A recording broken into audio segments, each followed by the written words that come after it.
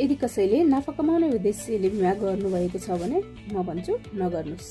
किनभने नाफा कमाउने हो भने व्यापारमा लगानी गर्नुहोस्, जग्गामा लगानी गर्नुहोस्, शेयर मार्केटमा लगानी गर्नुहोस् अथवा ब्याजमा पैसा लगानी गर्नुहोस् अनि नाफा कमाउनुहुन्छ। व्यापार र बिमा भनेको बिल्कुलै फरक पाटोहरू हो। तपाईँले व्यापारमा लगानी गरेको पैसाले कमाउन पनि सक्नुहुन्छ, नकमाउन पनि सक्नुहुन्छ। शेयर मार्केटमा लगानी गरेको पैसाले पनि आउन पनि सक्छ, नआउन पनि सक्छ। ब्याजमा दिनुभएको पैसा त झन् भन्नै सकिन्न, आउँछ कि आउँदैन। बिमा भनेको त भविष्यको लागि बचत। तपाईँले आज 20 लाख रुपियाँ एकैपटक ब्याङ्कमा जम्मा गर्नुभयो भने 20 लाखको ब्याज खानुहुन्छ। तर बिमामा 20 लाखको ब्याज खानको लागि एकैपटक 20 लाख दिनु पर्दैन।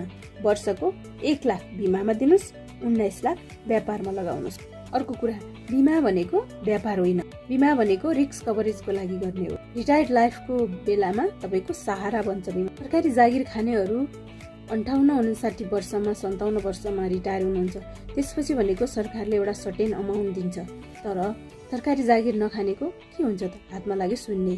सामान्य व्यवसाय गर्ने, सामान्य पसलहरू चलाउने, गाडी चलाउने, भनौँ न जो मजदुरी गरेर खानुहुन्छ अथवा सामान्य आफ्नो घर परिवार चलाइरहनु भएको छ, उहाँहरूको रिटायर्ड लाइफमा के हुन्छ त?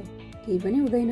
केही बचतै गर्न सक्नु भएको हुँदैन। जबसम्म शरीरमा ताकत हुन्छ, ऊर्जाशील समय हुन्छ, त्यो समयमा हामीले काम गर्न सक्दाखेरिको समयमा थोरै एकदम थोरै रकम हामीले जम्मा गर्यौँ भने रिटायर्ड लाइफमा त कसैले पनि खाली हात बस्नु परेन। कोही पनि पैसा बिना अप्ठ्यारोमा पर्न परेन। जवानीमा अथवा हामी जति बेलासम्म काम गर्न सक्छौँ त्यति बेलासम्म हामीलाई पैसाको बचत भन्ने कुरा वास्ता हुँदैन। कसैले भन्यो भने किन चाहियो पैसा, म काम गरिरहेको छु, खाइरहेको छु भन्ने खाले हुन्छ। अथवा मलाई पुगेकै छैन भन्ने हुन्छ। अहिले काम गर्दा गर्दै त पुगेको छैन, काम गर्न नसक्ने अवस्थामा फेरि कसले हेर्छ? यस्तो कुरा हामीले सोचेका छौँ त? पैसा त हामीलाई चाहिने भनेकै बुढेसकालमा हो अथवा हामीले काम गर्न नसक्ने अवस्थाको लागि हो नि। बुढेसकालमा हाम्रो शरीर शिथिल हुन्छ, काम गर्न नसक्ने अवस्था हुन्छ। त्यो बेलाको लागि बिमाले एउटा फन्ड तयार गर्छ।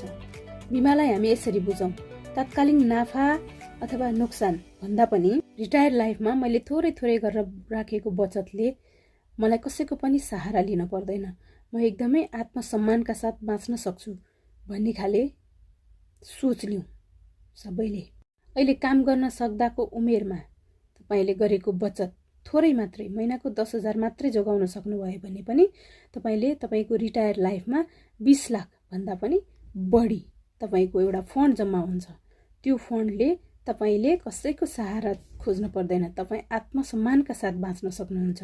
कथम कदाचित दुर्भाग्यवश केही तलमाथि भइहाल्यो भने पनि त्यसले दिने आर्थिक सहारा